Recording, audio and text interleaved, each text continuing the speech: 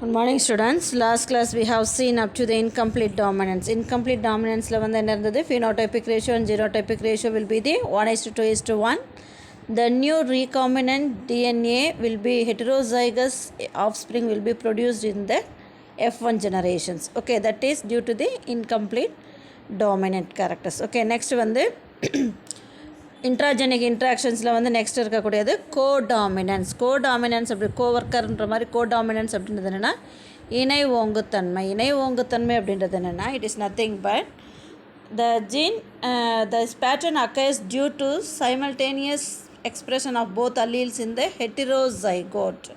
The phenomenon in which two alleles are both expressed in the heterozygous individual is known as codominance. அதாவது இணை ஒரு உயிரில் வந்து மாற்று பண்புகளுடைய அதாவது வேறு பண்புகளை கொண்ட ரெண்டு அல்லீல்களும் வந்து ஒரே சமயத்தில் அதோட பண்புகளை வந்து வெளிப்படுத்தக்கூடியது தான் வந்து கோடாமினன்ஸ் அப்படின்னு பேர். அதாவது ஒரு அல்லீல்ஸ் இருக்குது, ஒரு ஆர்கானிசம் இருக்குது அப்படின்னா அதில் ரெண்டு கேரக்டரிஸ்டிக்ஸ்க்கான ரெண்டு அல்லீல்ஸ் இருக்கும் இல்லையா, அது வந்து at the same time it will B exposing it's characteristics, that is called codominant. The phenomenon in which two alleles are both expressed in the heterozygous individual is known as codominance. Example, red and white flowers of camellia.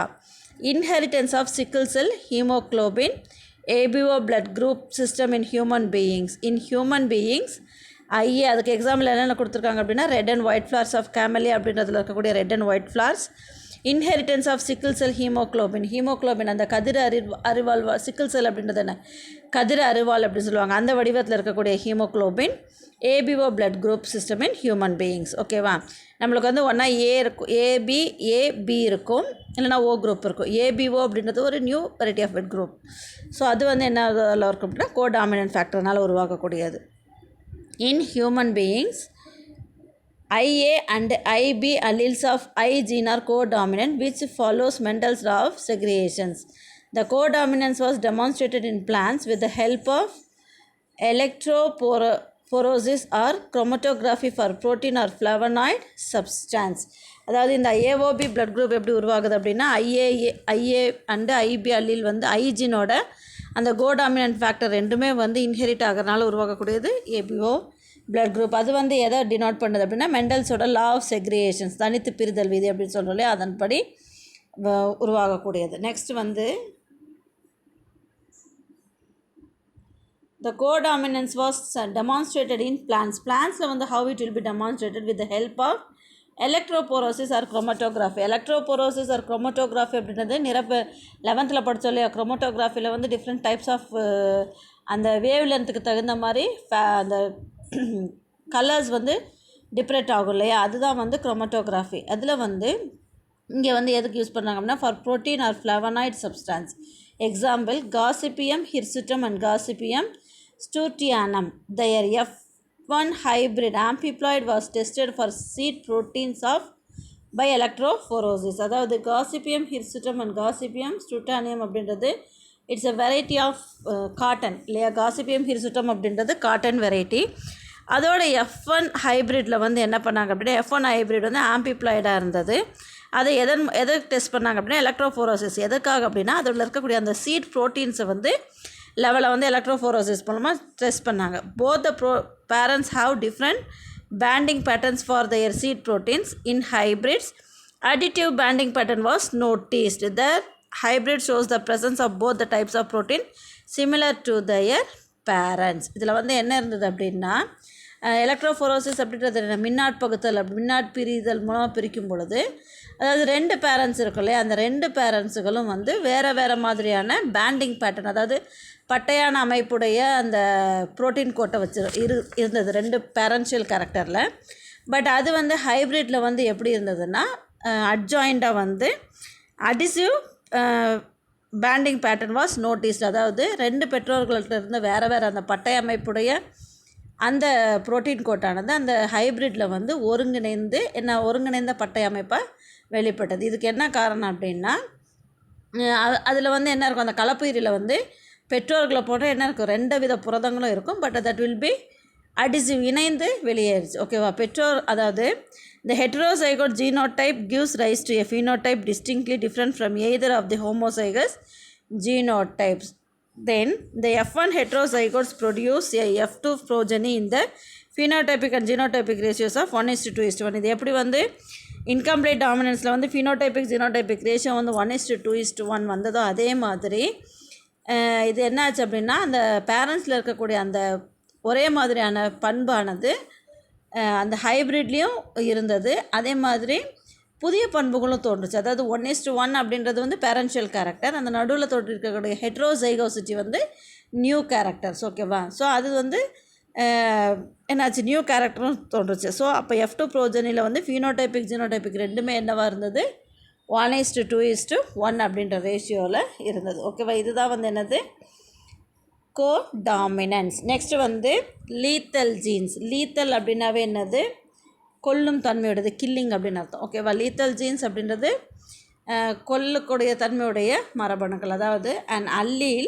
which has the potential to cause the death of an organism is called lethal allele. அதாவது ஒரு அல்லீல்களுக்கு வந்து அந்த அல்லீல்ஸ்க்கு வந்து என்ன capacity இருக்கும் அப்படின்னா ஒரு ஆர்கானிசத்தை கொல்லக்கூடிய தன்மை இருக்கும். அதுக்கு தான் வந்து அதுக்கு லீத்தல் ஜீன்ஸ் அப்படின்னு பேர். ஓகேவா?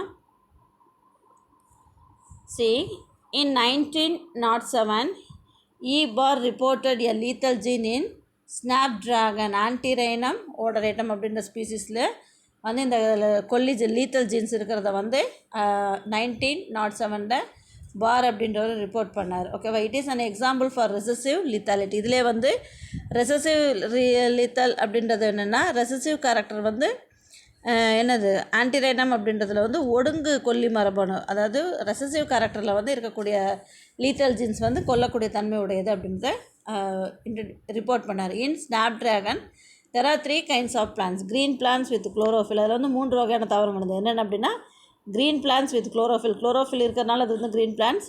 Yellowish green plants with carotenoid அப்படின்ற அந்த நிறமே இருக்கிறனால எல்லோயிஸ் க்ரீன் பிளான்ஸ் இருந்தது. இது வந்து பேல் க்ரீன், கோல்டன் ஆர் ஆரோ பிளான்ஸ். ஓகேவா? அதோட க்ரீன் பிளான்ஸுக்கு வந்து கேபிட்டல் சிசி அப்படின்ற அல்லில் இருந்தது. அதிலே வந்து கரோட்டினாய்டு இருக்கிறது capital C small C. White plants without any chlorophyll. So absence of chlorophyll, it looks white in colour, that is denoted in the small CC letter. So இது dominant, இது recessive அப்படின்றதுனால இது வந்து என்னது, ஹெட்ரோசைகோசிட்டி. இது ரெண்டும் ஹோமோசைகோசிட்டி அப்படின்னா ஒரே மாதிரியான ஜீன்களை கொண்டு இருக்கக்கூடியது. ஹெட்ரோசைகோசிட்டி அப்படின்றது ஒரு கேபிட்டல் சி ஒரு ஸ்மால் சி இருக்குது. ஓகேவா? ஸோ இதில் வந்து என்ன இருக்குது அப்படின்னா, the genotype of the homozygous green plant is CC, the genotype of the homozygous white plant is small cc. The aurea plant have the genotype Cc. Aurea அப்படின்றது வந்து எல்லோயிஸ் க்ரீன், அதாவது க்ரீன் பிளான்ட்டும் white பிளான்ட்டும் கலப்பினம் செய்து உருவாகக்கூடியது yellowish green plant. அதோட அல்லில் வந்து ஹெட்ரோசைகோசிட்டி. அந்த ஹெட்ரோசைகஸ் அப்படின்னா 2 வேறுபட்ட ஜீன்களை கொண்டிருந்தது. Because they are heterozygous of green and white plants. When 2 such aria plants are crossed, the F1 progeny has identical phenotypic and genotypic ratio of 1:2:1, 1 green, 1 aria and 1 white. So இங்கே என்ன இருக்குது அப்படின்னா, 2 அதாவது அந்த F1 வந்து progeny பண்ணும் பொழுது உண்டாகக்கூடிய, அதாவது க்ரீன் கலரும் ஒயிட்டும் பேரன்ஷியல் கேரக்டர், அதை கலப்பினம் செய்து உருவாகக்கூடியது F1 ப்ரோஜனி. அந்த F1 ப்ரோஜனியை வந்து திரும்பவும் கிராஸ் பண்ணும் பொழுது ஐடென்டிக்கல் ஜீனோடைபிக் ரேஷியோவும் ஃபீனோடைபிக் ரேஷியோவும் ஒரே மாதிரி இருந்தது. என்ன அப்படின்னா 1:2:1. ஓகே.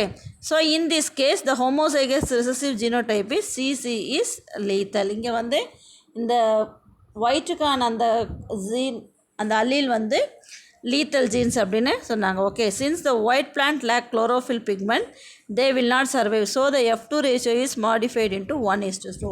இங்கே வந்து சிசி வந்து லீத்தல் ஜீன்ஸ் இருக்குது. இருந்தாலும் இந்த இடத்துல வந்து என்ன இல்லை அப்படின்னா, ஒயிட் பிளான்ட்டில் என்ன இல்லை, குளோரோஃபில் இல்லை. ஸோ அது வந்து என்ன பண்ண முடியாது, it cannot live because it cannot produce photosynthesis or something.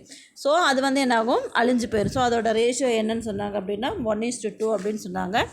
In this case the homozygous recessive genotype is lethal. So that the homozygous 1:2:1. இங்கே வந்து க்ரீன் ஆரியா அப்படின்றது capital C small C, white வந்து small C. இங்கே வந்து இந்த small சியில் வந்து white plant, இந்த ஒயிட் பிளான்ட்டில் குளோரோஃபில் இருக்கிறனால, குளோரோஃபில் இல்லாதனால என்ன ஆகாது, it cannot survive. So it will be demolish, அது அழிஞ்சு போயிடும். அப்போ அதோட ரேஷியோ வந்து 1:2. ஸோ இந்த இடத்துல it will be considered as an lethal jeans. Okay, இது வந்து என்னது கொல்லி ஜீன்களாக கன்சிடர் பண்ணாங்க. ஓகேவா? see here, ஹோமோசைகோட் ஆன்டிரைனம் ஆரியா அதை வந்து பண்ணும்பொழுது என்ன ஆகும்? சிசி. இதோட கேமெட் வந்து என்னவா உருவாகும்? Capital C small C. So இதை வந்து கலப்படம் பண்ணும்பொழுது CC capital C small c, again capital C small c. அப்போ இது மூணுமே வந்து it is alive, it will be die, so that considered as a lethal genes. Okay, the term lethal is applied to those changes in the genome of an organism which produces effects severe enough of cause death. Lethality is a condition in which the death of certain genotype occurs prematurely. The fully dominant or fully recessive lethal alleles kills the carrier individual only in its homozygous condition. So the F2 genotype ratio will be 2:1 or 1:2 respectively. So இது என்ன இருக்கும் அப்படின்னா, இந்த homozygosity இருக்கக்கூடியது வந்து fully dominant கேரக்டராகவோ அல்லது fully recessive கேரக்டராக இருக்கிறது வந்து என்ன ஆகும்? It will B act as a lethal gene. So that at last the phenotypic ratio will be, the genotypic ratio will be 1:2 or 2:1. Okay, so அந்த ரெசசிவ் ஜீன்ஸ் வந்து லீத்தலாக இருந்தது அப்படின்னா 1:2 அப்படின்ற ரேஷியோ வரும். இதுவே வந்து டாமினன்ட் கேரக்டர் இருந்தது அப்படின்னா இட் வில் பி 2:1 அப்படின்றது வரும். ஓகேவா? ஸோ இந்த ஃபஸ்ட் ஒன் இது வந்து லீத்தல் ஜீனாக இருந்தது அப்படின்னா 2:1 ரேஷியோ வரும். சப்போஸ் இது வந்து லீத்தல் ஜீனாக இருந்ததுன்னா 1:2 அப்படின்ற ரேஷியோ வரும். ஓகேவா? நெக்ஸ்ட்டு வந்து pleiotropy, single gene affects multiple traits. Pleiotropy அப்படின்றது இது எல்லாமே வந்து என்னது? Intragenic interactions. Okay, pleiotropy is nothing but, in pleiotropy the single gene affects multiple traits and alter the phenotype of the organism. அதாவது ஒரே ஒரு ஜீனானது பல பண்புகளை வந்து கட்டுப்படுத்தக்கூடியதாக இருக்கும். அதுதான் வந்து ப்ளியோட்ரோபிக். ஸோ பல பண்பு கூறு அப்படின்றது என்னென்னா, தனியான ஒரு மரபணுவானது பல பண்புகளை வந்து ஒரே நேரத்தில் கட்டுப்படுத்தி உயிரினத்தினுடைய அந்த phenotypic ரேஷியோவை வந்து டிசைட் பண்ணும். அதுதான் வந்து என்னது? Single gene affects multiple traits alter the phenotype of an organism. The pleiotrophic gene influence a number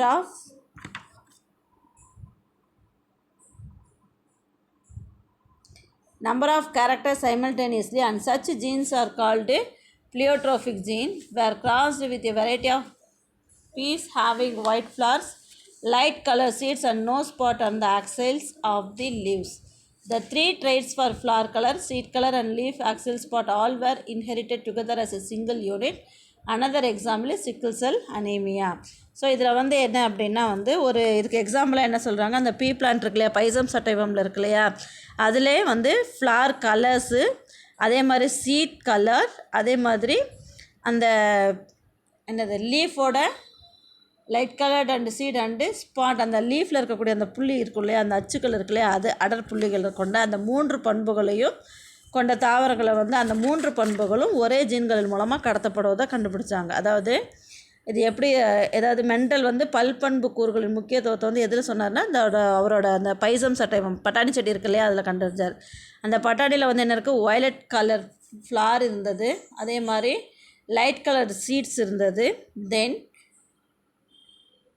and no spot on the axil of the leaves. அந்த இதில் வந்து முதல்ல இவர் எதை கலப்பணம் செய்தார் அப்படின்னா 3 பண்புகளுடைய தாவரங்கள், அதாவது ஒயிட் கலர் ஃப்ளாரு, பேல் கலர் அந்த சீட்ஸு, தென் அந்த புள்ளிகளாக இல்லாமல் இருக்கக்கூடிய அந்த லீஃப் ஆக்சிஸ், அதை வந்து பல பட்டாணி தாவரங்களோட வந்து என்ன பண்ணார்? ஹைப்ரிடைசேஷன் செய்யும் பொழுது இந்த 3 பண்புகளும் வந்து என்னாச்சு? ஒரே ஒரு மரபணுனால் கடத்தப்பட்டது, பாரம்பரியமாகிறத கண்டுபிடிச்சார். அதாவது 3 பண்புக்கூறுகளுமே வந்து என்னாச்சு? ஒரே ஒரு மரபணுவின் மூலம் ஓங்கு மற்றும் அந்த டாமினன்ட் மற்றும் ரெசசிவ் அல்லீல்ஸ் மூலமாக கட்டுப்படுத்தப்பட்டு அடுத்த ஜெனரேஷனுக்கு இன்ஹெரிட் ஆச்சு. ஓகேவா?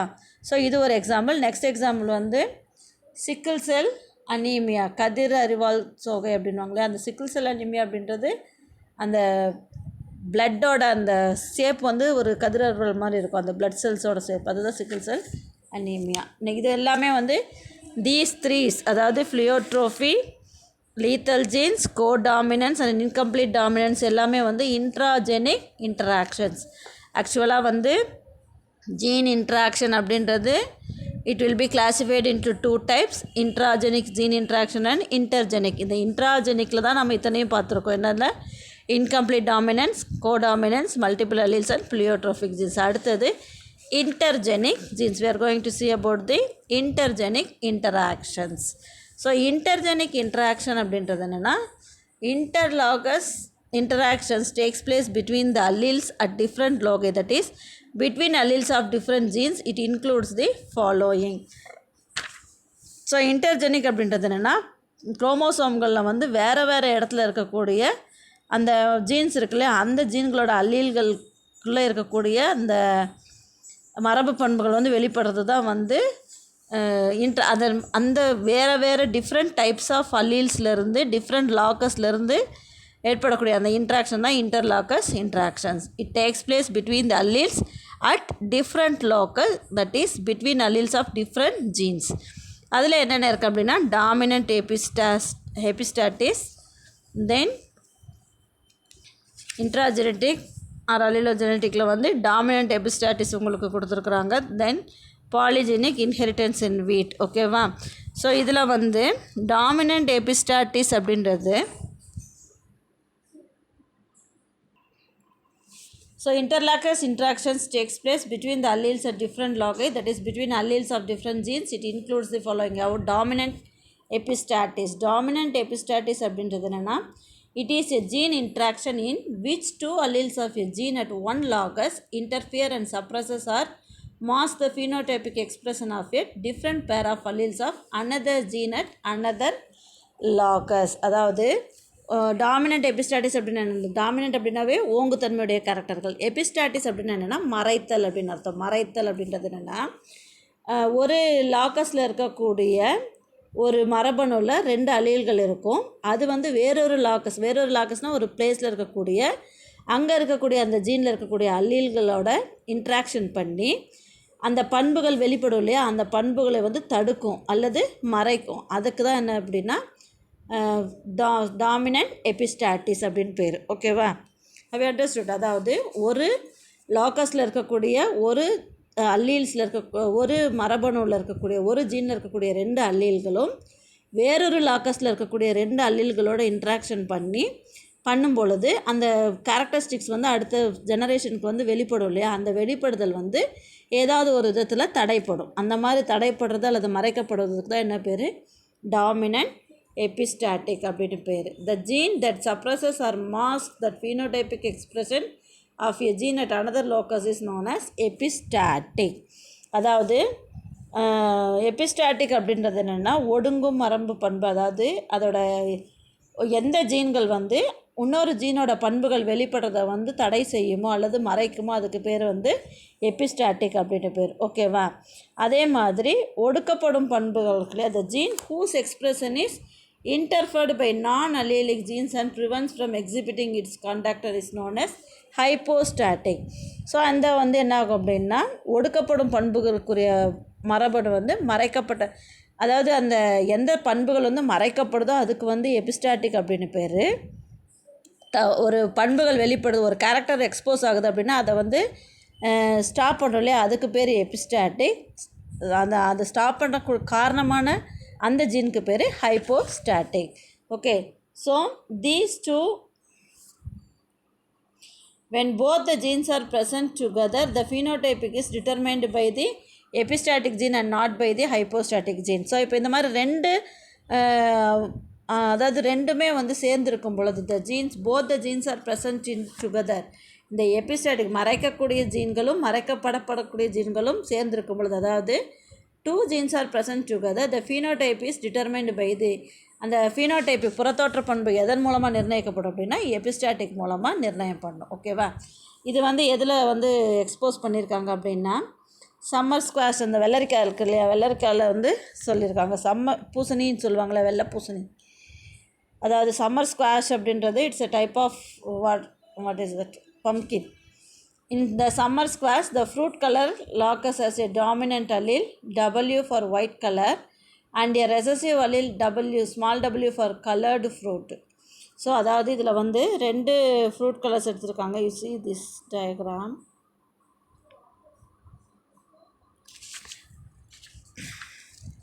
ஸோ சம்மர்ஸ் கிளாஸில் வந்து ஃப்ரூட் கலர் லாகஸஸ் டாமினன்ட் அல்லேல், அதாவது கேபிட்டல் W அப்படின்றது இட் டினோட்ஸ் ஒயிட் கலர், அது டாமினன்ட் அல்லேல். அதே மாதிரி கலர்டு ஃப்ரூட்டுக்கு வந்து ரெசசிவ் அல்லேல் வந்து கலர்டு ஃப்ரூட்டு ஸ்மால் W. ஓகேவா? So capital W allele is dominant that masks the expression of any color. In another locus, hypostatic allele G is for yellow fruit and it is recessive allele G for green fruit. In the first locus, the white is dominant to color, whereas in the second locus, yellow is dominant to green. When the fruit is with the genotype W, capital W, GG is crossed with the yellow fruit with genotype small w, capital GG. F1 plant have white fruit and are heterozygous. When F1 heterozygous plants are crossed, they give rise to F2 with the phenotypic ratio 12:3:1. Okay, what is that? 12:3:1. So இது என்ன அப்படின்னா, இந்த இடத்துல வந்து இந்த fruit colour இருக்கு இல்லையா, அது வந்து ஒயிட் கலருக்கான டாமினன்ட் கேரக்டர், ஒயிட் டாமினண்ட்டுக்கு வந்து கேபிட்டல் W, இது வந்து ஒயிட் டாமினன்ட். அதே மாதிரி அதோட ரெசசிவ் என்னது அப்படின்னா ஸ்மால் W வந்து என்னது கலரில் எனி கலர் எல்லோ கலருக்காக இருக்கும். அதே மாதிரி அதாவது ஜி இருக்கு இல்லையா, அதாவது க்ரீன் கலர் அப்படின்னு சொல்கிறோம் இல்லையா, அந்த க்ரீன் கலர் அப்படின்றது இந்த இடத்துல வந்து ரெசசிவ் கேரக்டராகவும், இங்கே வந்து கேபிட்டல், அதாவது கேபிட்டல் ஒயிட் அண்ட் க்ரீன், இங்கே வந்து ஒயிட் டாமினண்ட்டாகவும் க்ரீன் வந்து ரெசசிவாகவும், இங்கே வந்து எல்லோ ரெசசிவாகவும் ஒயிட் க்ரீன் வந்து டாமினன்ட் கேரக்டராகவும் இருக்குது. ஓகேவா? ஸோ அதாவது இந்த இடத்துல இருக்கக்கூடிய டாமினன்ட் கேரக்டரோட ஒரு ரெசசிவ் க்ரீனும், இங்கே இருக்கக்கூடிய எல்லோ கலர் ரெசசிவ் ஜீனோட ஒரு டாமினன்ட் கேரக்டரும் இருக்குது. இது வந்து parental generation, white fruit, yellow fruit. ஓகேவா? ஸோ இங்கே வந்து 3 கலர் எடுத்துருக்கோம் நம்ம. என்னது அப்படின்னா white fruit, yellow fruit, green fruit. ஒயிட்டுக்கு வந்து எல்லோ ரெசசிவ், அதே மாதிரி எல்லோவுக்கு வந்து green recessive. How you understood? ஒயிட்டும் எல்லோவும் கிராஸ் பண்ணும்பொழுது ஒயிட் வந்து டாமினன்ட் கேரக்டர், எல்லோ வந்து ரெசசிவ் கேரக்டர். அதே மாதிரி எல்லோவும் க்ரீனும் கலப்படம் செய்யும் பொழுது எல்லோ வந்து டாமினன்ட், க்ரீன் வந்து ரெசசிவாக இருக்குது. ஓகேவா? ஸோ இந்த இடத்துல கேமெட்ஸ் வந்து, இப்போ கேமெட்ஸ் அப்படின்னாக்குள்ளே என்ன பண்ணுவோம் நம்ம, இதில் ஒரு டபிள்யூவும் ஒரு ஜியும், இங்கே ஸ்மால் W, கேபிட்டல் G இருக்குது. ஓகேவா? ஸோ அப்போ F1 ஜெனரேஷன் வரும்பொழுது ஃபுல்லாக என்ன இருக்குது அப்படின்னா கேபிட்டல் W, கேபிட்டல் G. அப்போ வந்து ஒயிட் ஃப்ரூட் ஃபுல்லாக வந்து எக்ஸ்போஸ் ஆகுது. ஓகேவா? ஸோ இந்த இடத்துல வந்து என்ன ஆகும் அப்படின்னா, இதை வந்து செல்ஃப் பாலினேஷன் பண்ணும்பொழுது டிஃப்ரெண்ட்டாக நம்மளுக்கு வந்து 9:3:3:1 அப்படின்ற ஒரு கேரக்டர் கிடைக்காம ஒரு டிஃப்ரெண்ட் கேரக்டர் கிடைக்கிது. அதாவது என்ன அப்படின்னா, what are the different characters will be exposed அப்படின்னா, W is epistatic to the alleles of G and G. The white which is dominant masks the effect of yellow or green. அதாவது W இருக்கு இல்லையா, அது வந்து அந்த capital G மற்றும் small G இருக்கு இல்லையா, அதுக்கு வந்து டாமினன்ட் கேரக்டராகவும் அந்த எல்லோ அல்லது பச்சையும் வந்து மறைஞ்சு காணப்படும். இந்த இடத்துல வந்து ஒயிட் டாமினன்ட் கேரக்டராக இருக்குது, எல்லோ அண்டு க்ரீன் வந்து மறைக்கப்பட்டிருக்கு, மறைஞ்சு இருக்குது.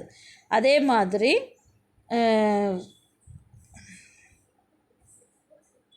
ஸோ இந்த இடத்துல வந்து ஸ்மால் W, ஸ்மால் G பச்சை க்ரீன் கலரில் உருவாகும் பொழுது see here homozygous recessive WW genotypes only can give the colored fruits 4/16. அதாவது ஹோமோசைகஸ் ரெசசிவ் அப்படின்னாக்குள்ளார ஹோமோசைகஸ் ரெசசிவ் அப்படின்னாக்குள்ளார ஒடுங்கு பண்புகளுடையது, அதாவது ஸ்மால் W, ஸ்மால் G. அந்த ஸ்மால் Wயும் ஸ்மால் Gயும் என்ன கலர் உருவாகும்?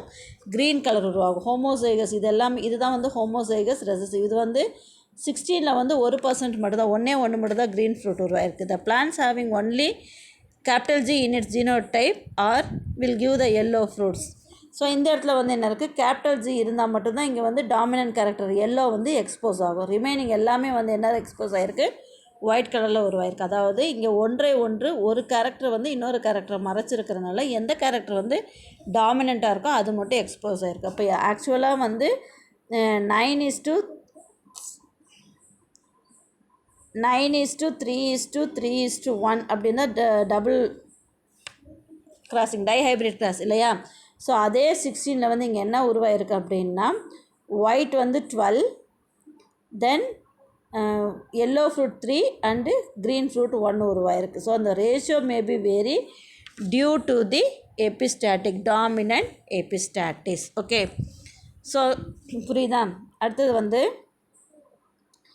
Intragenic or allelic interactions. Allelic இன்ட்ராக்ஷன்ஸில் வந்து இன்கம்ப்ளீட் டாமினன்ஸில் வந்து பார்த்திங்க அப்படின்னா இந்த டேப்லர் காலமில் வந்து அதோட ரேஷியோ மட்டும் கொடுத்துருக்காங்க. இன்கம்ப்ளீட் டாமினன்ஸில் வந்து flower colour in Mirabilis jalapa. அப்போ 4 o'clock பிளான்ட்டில் வந்து ஃப்ளார் கலர் வந்து ஃபினோடைபிக் ரேஷியோ 1:2:1.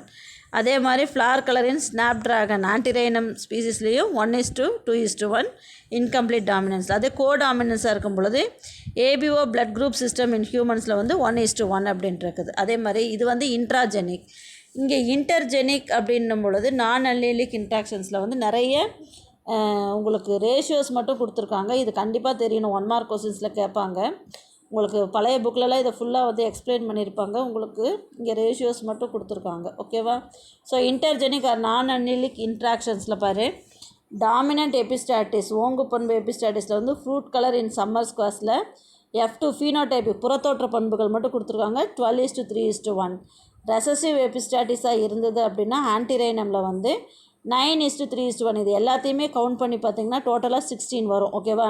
9:3:4. அதே மாதிரி duplicate genes with cumulative effect fruit shape in summer squash 9:6:1. Complementary ஜீன்கள் அப்படின்றது வந்து துணை ஜீன்கள் அப்படின்னு பேர். ஃப்ளார் கலர் ஸ்வீட் பீஸில் வந்து ஃப்ளார் கலர் வந்து 9:7. அதே மாதிரி supplementary genes grain colour in maize 9:3:4. Inhibitor ஜீன்கள் அப்படின்றது leaf colour in rice plants 13:3. Duplicate genes வந்து seed capsule shape fruit shape in shepherd's purse bursa pastoris 15:1. Okay, so இதில் வந்து என்ன அப்படின்னா இந்த ரேஷியோஸ் மட்டும் உங்களுக்கு கொடுத்துருக்காங்க. இதோட எக்ஸ்ப்ளனேஷன்ஸ் கொடுக்கல. ஓகேவா. உங்களுக்கு ஒரு சிலது மட்டும் பின்னாடி கொடுத்துருக்குறாங்க. அதை நீ அப்புறமா ஃபர்தர் கிளாஸில் பார்க்கலாம். ஓகேவா. ஸோ இதில் வந்து டாமினன்ட் எபிஸ்டாட்டிஸ் அப்படின்றது என்னென்னா ஓங்கு மறைத்தல். ரெசசிவ் எபிஸ்டாட்டிஸ் அப்படின்றது ஒடுங்கு பண்பு காரணிகள் வந்து மறைத்தலாக இருக்கும். அதே மாதிரி duplicate genes with cumulative effect அப்படின்றது இரட்டிப்பு மரபணுக்களுடன் கூட்டு விளைவாக இருக்கும். அதே மாதிரி காம்ப்ளிமெண்ட்ரி ஜீன் அப்படின்றது நிரப்பு ஜீன்கள். சப்ளிமெண்ட்ரின்றது துணை ஜீன்கள். அதே மாதிரி இன்ஹிபிட்டார் அப்படின்னு என்ன, தடை செய்யக்கூடிய மரபணுக்கள். தென் டூப்ளிகேட் அப்படின்றதும் டபுளிங் இரட்டிப்பு மரபணுக்கள். ஓகேவா. ஸோ இதில் வந்து பின்னாடி பாலிஜெனிக் இன்ஹெரிட்டன்ஸ் அதில் வந்து ஒரு சிலது உங்களுக்கு கொடுத்துருக்குறாங்க. ஓகேவா. That will be see in the next class.